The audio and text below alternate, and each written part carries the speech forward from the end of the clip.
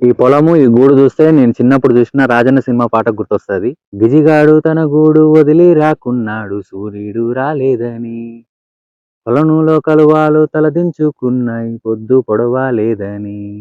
ఈ పాట వినగానే మీకు అర్థమైపోయినట్టుంది, ఇది గిజిగాడి గూడు.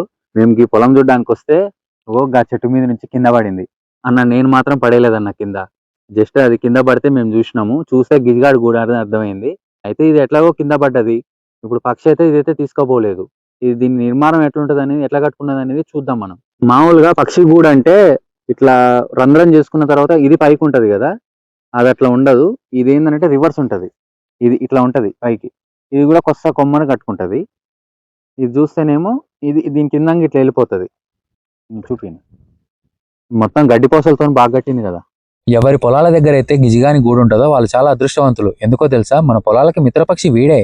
అంటే మన పొలానికి నష్టం చేసే పురుగులే వీనికి తిండి అన్నమాట.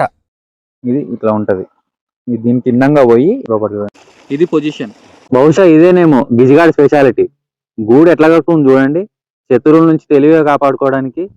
ఏమన్నా మైండ్, అసలు మనిషికున్న తెలివి ఉంది దీనికి.